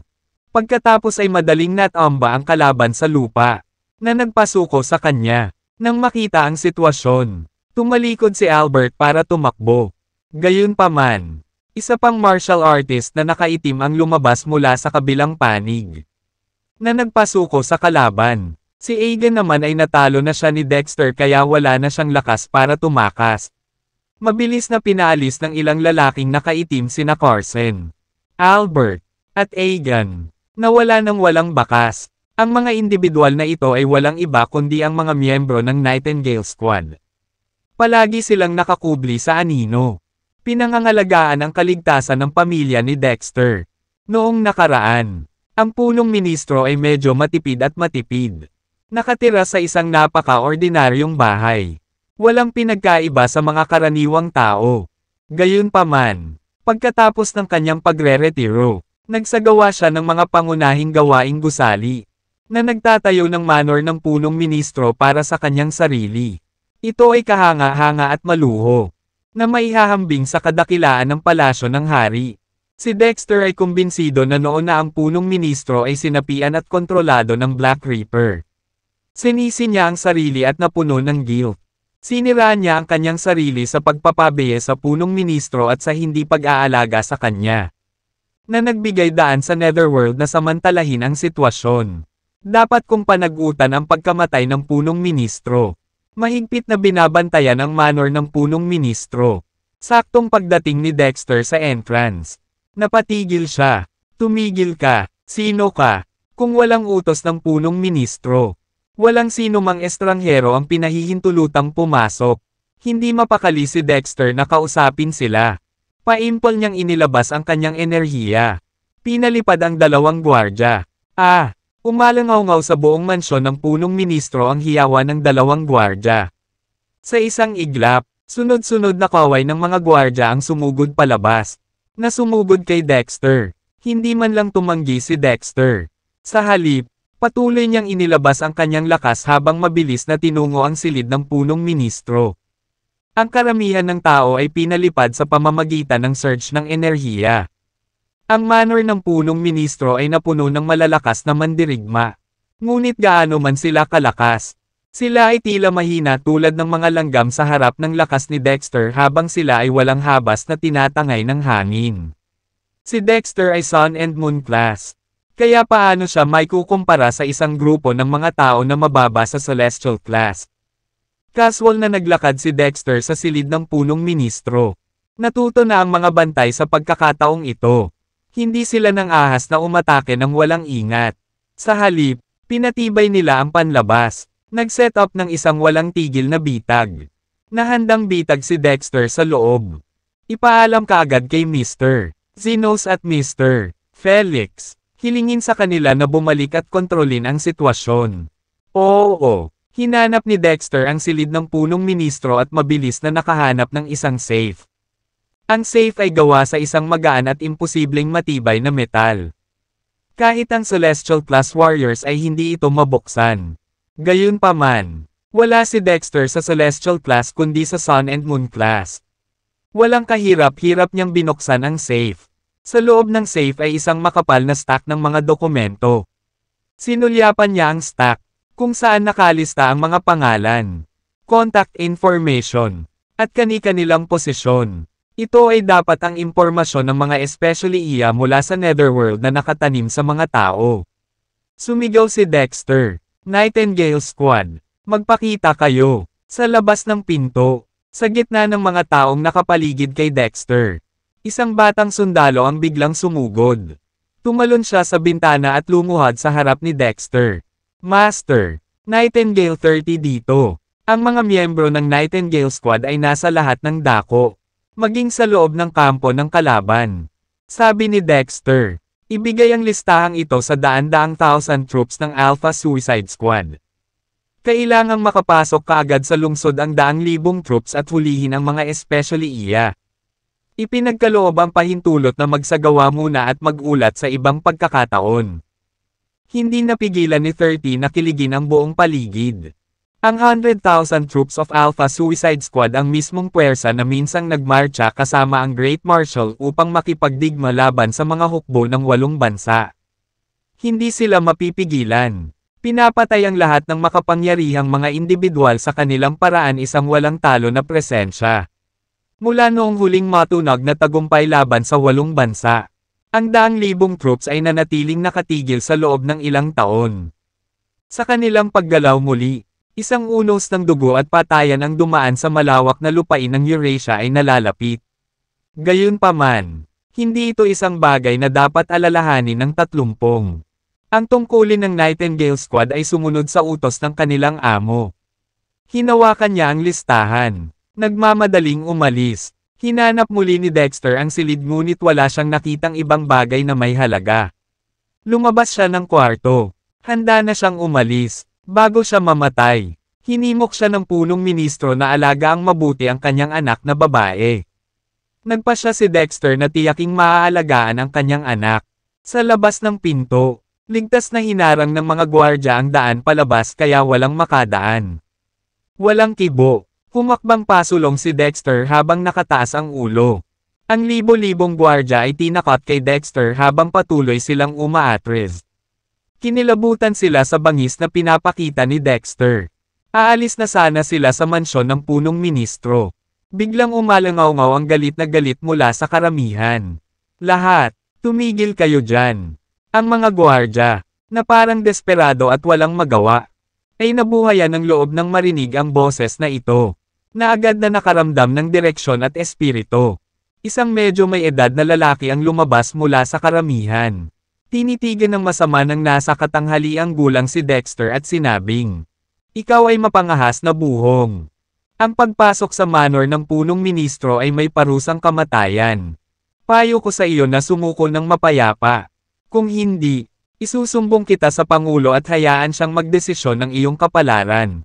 Marahil ay hindi mo rin gugustuhin gawing big deal ito." Tanong ni Dexter, "Sino ka?" Sumagot ang nasa katanghaliang gulang na lalaki. "Ako ang pangalawang anak ng punong ministro. Si Felix Zenos." Smack! Sa hindi inaasahang pagkakataon, nag-teleport si Dexter sa tabi ng lalaking nasa katanghaliang gulang at walang pag-aalinlangan. Sinampal siya, dahil sa sampal na ito. Namula at namamaga ang mukha ng kausap. Napatulala si Felix, kahit anong isipin niya. Hindi niya akalain na sasampalin siya ng kabilang partido ng walang salita. The asterisk man ito. The asterisk man ito. Natagpuan niya itong kabalbalan. Pagkatapos ng lahat, siya ay anak ng punong ministro. Dahil sa kahihiyan sa harap ng kanyang mga nasasakupan, nasira ang kanyang dignidad at reputasyon. Paano niya dapat pangunahan ang grupo sa hinaharap? Kinagat ni Felix ang kanyang mga ngipin. "Patayin siya. Patayin mo siya para sa akin. Kumilos ka na." Bagamat natatakot ang mga bantay kay Dexter, hindi sila nang ahas na suwayan ang utos ng kanilang amo. Dahan-dahan silang lumapit kay Dexter. Unti-unti siyang nilapitan. Galit na nagmura si Felix. "The asterisk man you all. Do it now." Kinagat ng mga gwardya ang bala at sumugod pasulong. Pero bago pa man sila makalapit kay Dexter ay natangay na sila sa lakas na binitawan nito. Lumapit ulit si Dexter kay Felix at sinampal ito. Ang pagtanggap sa kaaway bilang iyong ama habang kumikilos na mayabang at magarbo ay isang bagay na hindi mapapatawad. Isinasaalang-alang na ikaw ay inapo ng punong ministro. Ililigtas ko ang iyong buhay. Ngayon, magwala at magtungo sa Cygnus Room para sa pagsisiyasat kaagad. Kung nalaman kong may kinalaman kayo ni Netherworld sa isa't isa, kahit na anak ka ng punong ministro, hindi kita patatawarin. Pagkatapos ng lahat, si Felix ay ang inapo ng punong ministro. Isa sa mga taong higit na nakakakilala sa punong ministro. Paanong hindi mapapansin ni Felix ang matinding pagbabago sa ugali ng punong ministro nang siya ay sinapian ng Black Reaper? Naghinala si Dexter na si Felix ay maaaring binili ng Netherworld. Kung ganoon talaga, kahit buhay pa ang punong ministro para protektahan si Felix, hindi magpapakita ng awa si Dexter. Nagmura si Felix. "Bullshit. Anong H**le ang pinagsasabi mo? Ang tatay ko ang punong ministro. Tinatawag mo bang kaaway ang punong ministro? Sa tingin ko dapat ikaw ang nasa ilalim ng investigasyon." Biglang hinawakan ni Dexter si Felix at sinimulang sampelan sa mukha. Sobrang namamaga na ngayon ang mukha ni Felix. Natakot siya, at nagsimula siyang magtaka kung talagang maglalakas loob si Dexter na bugbugin siya hanggang mamatay. Nagmamadali siyang humingi ng awa. "Mabuti sir, nagkamali ako. Patawarin mo ako." "Ako? Sobrang sakit." Tanong ni Dexter. "Sabihin mo sa akin, may kapatid ka ba? Nasaan na siya ngayon?" Pakiusap ni Felix. "Ang bar. Nasa Royal Flush Bar siya. Please, stop hitting me." Isang bar. Problemadong bata ba ang anak ng punong ministro? Bakit pa siya pupunta sa isang bar? Iniwan ni Dexter si Felix patungo sa Royal Flush Bar. Bago umalis, hindi niya nakalimutang payuhan si Felix. "You'd better turn yourself in at Cygnus Room and cooperate with their investigation. Kung hindi, ako mismo ang magtatanong sa iyo. At mapaparusahan ka."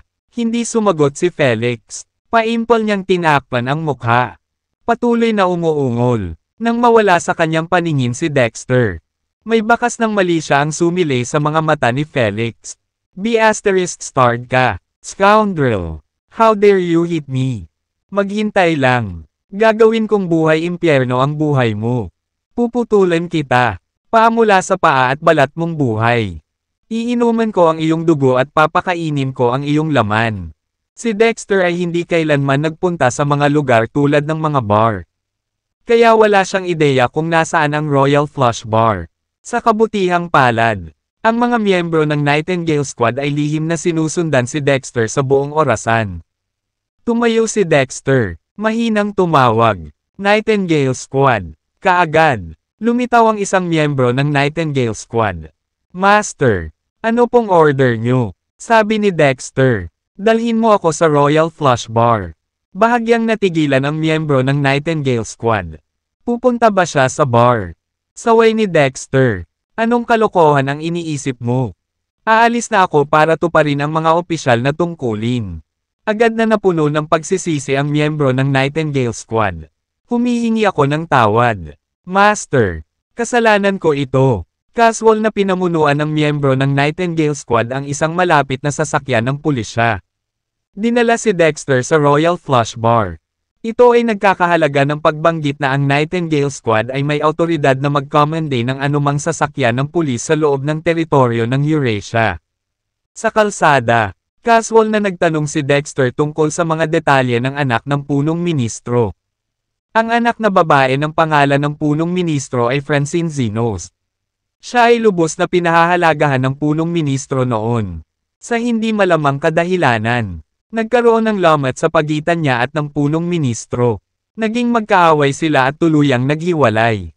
Tumangging makipag-ugnayan muli sa isa't isa. Si Francine, na pinalaya sa manor ng punong ministro, ay natagpuan ang kanyang sarili na walang pinagkukunan ng kita. Nagpupumilit na mabuhay. Napilitan siyang maghanap ng trabaho saan man niya magagawa. Panay ang puntirya sa kanya ng nakatatandang kapatid ni Francine. Na pangalawang anak din ng punong ministro na si Felix.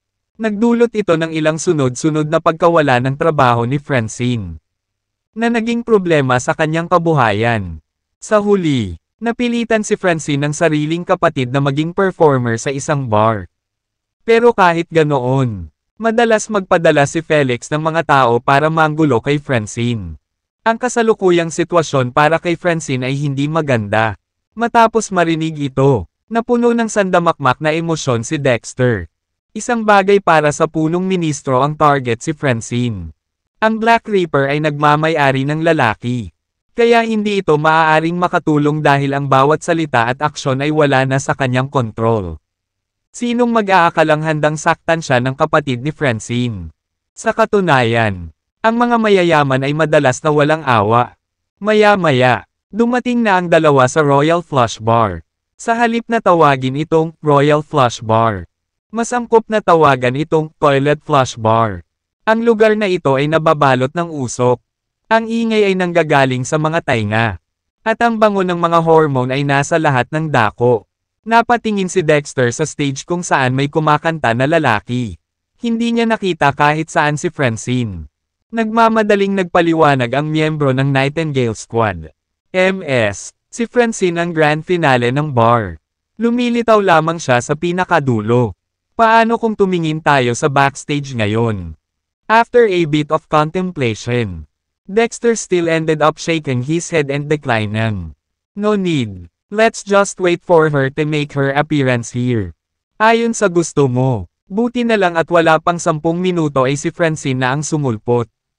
Nang i-announce ng MC ang pangalan ni Francine. Nag-uma pa sa excitement ang buong venue. Hindi nagtagal. Isang babaeng may kahanga-hangang figure. May hawak na gitara at may gwapo ngunit cool na kilos. Ang umakyat sa entablado. Ang kanyang nakamamanghang at malayong alindog ay nalampasan ng sinumang celebrity sa isang malaking margin. Kung tutuusin, hindi mapapantayan ng isang celebrity ang aura na ipinalabas niya. Dahil galing siya sa isang prominenteng pamilya. Napuno ang buong venue ng walang katapusang tagay. Na sinabayan pa ng mapanuksong mga sipol. Si Francine, na tila walang pakialam sa lahat ng nasa paligid niya. ay napaupo ng walang pakialam. Sinimulan niyang i-strum ang kanyang gitara at kumanta ng isang folk song. Ang pag-awit ng mga tahimik na katutubong kanta sa isang bar na tulad nito ay talagang hindi nararapat. Gayunpaman, ang madla sa ibaba ay napakatahimik. Ang lahat ay buong pusong nakikinig sa makalangit na tinig na ito. Na pinahahalagahan ng Kat-Anji tanging piraso ng sining. Wala pang 5 minuto. Natapos na ang awiting bayan. Hawak ang kanyang gitara. Bababa na sana si Francine sa stage nang biglang naghiyawan ang mga tao. Isang kanta pa. Isang kanta pa. Gayunpaman, hindi ito naging hadlang sa mga hakbang ni Francine. Ni hindi pinabagal ang kanyang lakad ng kalahating hakbang. Napakalakas ng hiyawan ng mga tao sa ibaba. Kaya napilitan ng MC na umakyat sa entablado para pigilan si Francine at hudyat na mag-perform ng isa pang kanta. Pero bago pa man matapos ang MC ay tinabi na lang siya ni Francine at naglakad palayo. Labis na napahiya ang MC dito. Biglang may inihagis na bote ng beer kay Francine. Diretso sa ulo niya. Kusang umiwas si Francine. Nanlilisik ang mga mata sa galit habang nakatingin sa stage sa ibaba. Sino ang nagtapon niyan? Ang lamig ng boses niya gaya ng itsura niya. Ibinato ko. Isang lalaki. Nasa edad 50 na. Ang pumunta sa entablado na may nakakalokong ngiti sa kanyang mukha. MS. Francine. Sabi niya. Ang ganda mo. At ang iyong boses ay kasing tamis ng pulot. Hindi pa ako nakarinig ng ganito kagandang kanta sa buong buhay ko. Kaya, inalok kita ng isang bote ng beer. MS. Francine. Sana ay tanggapin mo ito ng nakangiti. Binigyan ni Francine ng blankong tingin ang lalaki. Hindi ko talaga matatanggap ang beer mula sa iyo. Mr. Sloan. Dapat akong tumanggi. Pagkatapos ay dumaan si Francine kay Sloan. Handa nang umalis. Sino ba ang nagsabing hindi ka tumanggap ng beer mula sa akin? Biglang hinawakan ni Sloan ang sando ni Francine. Tatalo ko ang creepy sa kanila. Isang tao. Bigyan si MS. Francine ng 6 na bote ng beer sa ngalan ko. Matagal ko nang narinig ang alcohol tolerance ni MS. Francine. Ngayon, inaabangan ko ang sarili kong makita ito. Hindi nagtagal. Ang isa sa mga tauhan ni Sloan ay nagdala ng 6 na bote ng beer sa kanya. Nakiisa rin ang mga tao sa kaguluhan. Na may mga hiyawan na tumataas at bumabagsak sa alon. Nagsuot si Francine ng ekspresyon ng kawalang interes. Ginoo. Sloan. Ano ba talaga ang ipinahihiwatig mo? Sumagot si Sloan. Wala akong ipinapahiwatig. Hinahangaan lang kita. Kaya nga binibigyan kita ng beer. May problema ba? Kung hindi ka umiinom, hindi mo ako iginagalang. Nanatiling walang kibo si Francine. 30 Nightingale ay hindi na makatayo ng walang ginagawa. Hindi siya mapakali. Boss, papasok na ba ako? Umiling si Dexter. Hindi na kailangan. Panoorin natin ng kaunti pa. Sa totoo lang, nakilala na ni Dexter si Francine noon. Noong araw, ipinadala si Francine sa mga hangganan para sa pagsasanay ng punong ministro. At siya ay itinalaga sa ilalim ng utos ni Dexter. Noon, si Francine ay pampered young miss. Mahiyain at madaling matakot. Siya ay mahina. Madaling kapitan ng sipon at lagnat sa patak ng isang sombrero. Pagkatapos ng kalahating araw na pagsasanay sa ilalim ni Dexter, pagod na siya. Pakiramdam niya ay nasa bingit na siya ng kamatayan. Ang Francine ngayon ay ibang-iba na sa dati. Ang Francine ngayon ay ang kanyang obra maestra. Dahil ito ang kanyang obra maestra, natural lang sa kanya na maglaan ng oras at mag-enjoy dito. Iniisip ko kung paano haharapin ni Francine ang mga susunod na sitwasyon. Sabi ni Francine, I apologize, Mr. Sloan. Hindi maganda ang pakiramdam ko ngayon. Kaya hindi ako makakainom. Nagpumilit pa rin si Sloan. Haha, sa totoo lang, hindi rin ako komportableng uminom ngayon. Pero napagpasyahan kong samahan ka ngayon. Kahit napatayin ako nito. Tara, sabay tayo uminom. Mag-toast tayo. Magbukas ng 2 bote. Ang anak ni Sloan ay mabilis na nagbukas ng 2 bote ng beer. Nag-abot ng tig-isa kina Francine at Sloan. Hinawakan ni Sloan ang kanyang beer sa kanyang kanang kamay. Halika, MS, Francine. Mag-toast tayo. Nagsimulang maghiyawan ang mga tao sa ibaba. Inumin. Inumin. Uminom. Toast. Toast. Iniwas ni Francine ang nagyayelong tingin sa tanawin bago tuluyang tinanggap ang bote ng beer. Sana lang hindi mo pagsisihan ito. Mr. Sloan. Tawa ng tawa si Sloan. No regrets. Absolutely no regrets. Dahil gusto mong maglaro ng totoo. Ako, Sloan. Sasamahan ka. Haha. Baka sa mukha ni Dexter ang pagkadismaya. Hindi niya inaasahan na sa huli ay makokompromiso si Francine. Gagawa na sana siya ng. Sa hindi inaasahang pagkakataon, nabasag ni Francine ang bote ng direkta sa ulo ni Sloan. Hindi ka man lang kwalipikadong manligaw sa akin. Natigilan si Dexter. Pagkatapos, sumili ang isang malabong ngiti sa kanyang mukha. Hindi mo ako binaygo. Hingal. Agad na nagulo ang buong lugar. Sino si Sloan? Siya ang tyrant sa lugar na ito. Ang lalaki ang nagtataguyod ng bar na ito. Nagmamayari pa nga siya ng share sa bar na ito. Kahit na ang may-ari ng Royal Flush Bar ay natakot sa harap ni Sloan. Ngunit ngayon ay inatake niya si Sloan. Tapos na ang lahat. Tapos na ang lahat. Tapos na ang babaeng ito. Kawawa naman. Mabilis na sumugod ang mga lalaking nasa ilalim ng utos ni Sloan. Ginoo. Sloan. Okay ka lang. Bilasan mo. Dalhin mo siya sa ospital. The asterisk man eat. Stop bothering me and go grab Francine for me. Kung nakatakas siya, wala sa inyong mga B** star ang mabubuhay. Sa wakas, natauhan ang mga alipors ni Sloan at nagmamadaling hinabol siya. Sinamantala na ni Francine ang kaguluhan at pumunta na sa backstage. Nang papalabas na sana siya sa likod ng pinto. Nilapitan siya ni Dexter. MS, Francine, gusto mo bang uminom? Marami akong ginagawa. Mariing tanggi ni Francine nang walang pag-aalinlangan. Sabi ni Dexter. Hindi ka makakatakas, naabutan na ng mga tauhan ni Mr. Sloan. Gayunpaman, kung handa kang umupo at makipag-inuman sa akin, marahil ay maaari kitang tulungan na makawala sa iyong suliranin. Ha! Lumingon si Francine na may pagtataka na tingin. Biglang huminto saglit, may ngiti sa labi. Inisip ni Dexter na malamang nakilala na siya ni Francine. Kung tutuusin, maituturing siyang mentor sa kanya. Sabi ni Francine, alam mo, pinapaalala mo talaga sa akin ang boyfriend ko. Ano? Ngayon, si Dexter naman ang nataranta. Boyfriend? Anong boyfriend? Paliwanag ni Francine. Oh, to tell you the truth, the Great Marshal is actually my boyfriend. May pagkakahawig ka nga sa kanya. Ay, saglit na nawala ng masabi si Dexter. Since when the H** naging boyfriend kita? Kahit ano, baka tinatakot lang ako ng babaeng ito. Kaya pala nambobola siya. Si Dexter, natamad makipagtalo sa kanya, ay nagsabi, uupo ka ba para uminom? Oo nga pala, may kailangan akong sabihin sa'yo. Matapos ang ilang sandali ng pagsasaalang-alang, sa wakas ay tumango si Francine. Lahat tama, dahil kamukha mo ang boyfriend ko. Magpapakita ako ng respeto sa iyo. Ang salitang boyfriend ay muling nagpatibok ng puso ni Dexter. Umupo na silang dalawa sa upuan nila.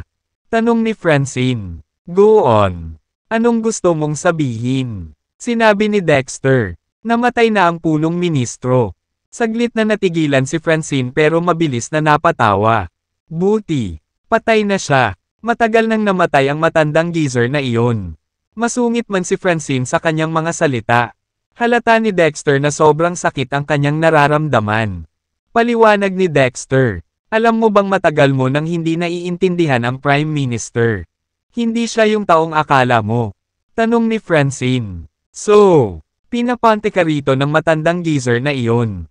Ha, sumuko ka na lang. Kahit anong sabihin mo, hinding-hindi ako maniniwala sa iyo. Ni hindi ko mapapatawad ang matandang geezer na iyon. Ipinahayag ni Dexter. Napansin mo ba ang matinding pagbabago sa ugali ng punong ministro? Para siyang ibang-iba na tao. At tila nawala sa kanya ang lahat ng alaala ng nakaraan. Natigilan si Francine. Nakatutok ang mga mata kay Dexter habang sumagot. Oo, totoo yon. Ngunit ano ang nais mong ipahiwatig dito? Inihayag ni Dexter. Ang totoo, ang kasalukuyang punong ministro ay nasa ilalim ng impluwensya ng ibang entity. Ang kanyang mga aksyon at desisyon ay hindi sa kanya. Nang marinig iyon ng babae ay napangiti. Sinisikap mo bang kumbansihin ako tungkol sa isang supernatural na kababalaghan? Ako ay naniniwala sa agham. Hindi sa mga ganoong bagay. Kung wala ng iba, kailangan kong gumawa ng mabilis na paglabas. Tumigil ka dyan. Isang malamig na boses ang naputol. Ang mga alipores ni Sloan, na armado ng mga bakal na tubo at pamalo, ay sumugod, na bumubuo ng isang bilog sa paligid ni Francine. Ang isa sa kanila ay nagsalita sa kanya. Ms. Francine. Medyo walang pakundangan na salakayin si Mr. Sloan at biglang umalis. Ipinaabot ni Mr. Sloan ang kanyang imbitasyon sa iyo, na nag-aalok ng mainit na pagtanggap sa kanyang mansyon. Iminumungkahi ko na kusang loob kang makipagtulungan upang maiwasan ang mga hindi kinakailangang komplikasyon. Lumingon si Francine kay Dexter. Nagtatanong, maaari mo ba akong tulungan sa pagharap sa kanila? Sagot ni Dexter. Madali ko silang kinaya, pero mas gusto kong huwag nang makialam sa mga usapin mo. Mas mabuti kung ikaw ang mag-isa na pamahalaan ang sitwasyong ito. Pinandilatan ni Francine si Dexter. Nagpapakita ka lang. Duda ako na maaari kang makatulong. Kung hindi mo kaya, umalis ka na. Dahil doon, bumangon si Francine at lumipat sa pintuan. Ngunit mabilis na hinaranggan ng mga tauhan ni Sloan ang kanyang landas, na nagpasimula ng isang paghaharap. 30 sa Nightingale Squad ay tumingin kay Dexter para sa patnubay. Iniisip kung dapat ba siyang pumasok. Umiling si Dexter at pinayuhan. Obserbahan natin ang sitwasyon sa ngayon. Ang mga kasanayan sa pakikipaglaban ni Francine ay personal na hinasa ni Dexter. At ang pakikitungo sa ilang mga hooligan ay nasa loob ng kanyang mga kakayahan. Hindi nagtagal. Napasuko niya ang 7 o 8 sa kanila. Kahit na nagtamo ng ilang pinsala. Huminga ng malalim si Francine at sinipa ang kanilang pinuno. Na nag-uutos, umalis ka na. Sa tuwing makakasalubong kita, nambubugbog ka. Nag-agawa ng mga tulisan sa takot. Nawala sa malayo. Nakarinig sila ng mga chismis tungkol sa husay ni Francine sa militar ngunit hindi nila inaasahan na magiging ganito kalakas. Nang makalayo na sila, sumigaw ang ilan sa kanila. Pagsisisihan mong tinahak mo ang mahirap na ruta. Francine, hindi ka pakakawalan ni Mr. Sloan. Maghintay lang at tingnan. Sa gayon, umalis sila. Iniwan si Francine upang kunin ang kanyang telepono mula sa mesa. Naghahanda upang makagawa ng mabilis na paglabas. Kalmadong nagtanong si Dexter. Saan mo balak pumunta? Anywhere but here. Ang tugon ng babae. Nang marinig ito, nagpatuloy si Dexter. Paano ang paghihiganti mo? Hindi mo ba hahanapin? Hindi ito katulad mo. Sinulyapan ni Francine si Dexter. At sinabing, nagsalita ka na para bang matutulungan mo akong maghiganti. Bakit hindi ko kaya? Tanong niya. Matapos ang ilang pag-aalinlangan. Nakuha ni Francine ang kanyang kalmado at umupo. Sige, kung ganoon. Kailangan kong alisin mo ang isang tao para sa akin. Kung tutulungan mo ako sa paghihiganti sa aking ina. Sasang-ayon ako sa anumang mga tuntuning iminumungkahi mo. Nagtanong si Dexter, sino ang gusto mong alisin ko? Fergus Whitaker, ang panganay na anak ng pamilya Whitaker. Sabi ni Francine. Ha? Curious naman si Dexter. Bakit mo gustong patayin si Fergus? Noong una ay naniniwala siya na ang kalaban ni Francine ay ang sarili niyang kapatid na si Felix. Kaya nagulat siya nang marinig ang ibang pangalan ng pamilya. Paliwanag ni Francine. Dahil pinatay niya ang aking ina. Tumanggo si Dexter. Napakahusay. Sigurado ka ba? Tiniyak sa kanya ni Dexter. Talaga. Sumilip siya sa labas ng bintana at umamin. Sa totoo lang, si Mr. Sloan, nakakakilala pa lang namin, ay isang pawn lang sa ilalim ng kontrol ni Fergus. Siya ay ipinadala ni Fergus upang guluhin ako. Sinusubukang pilitin akong pakasalan siya. Mas gugustuhin ko pang mamatay kaysa pakasalan ang lalaking pumatay sa aking ina. Ngayong nakipag-cruise na ako sa landas ni Sloan. Walang alinlangang magpapadala si Fergus ng mas maraming tao pagkatapos sa akin. Marahil ay kinasasangkutan pa ng mga awtoridad. Kung matutulungan mo akong malutas ang problemang ito, magtitiwala ako sa iyo.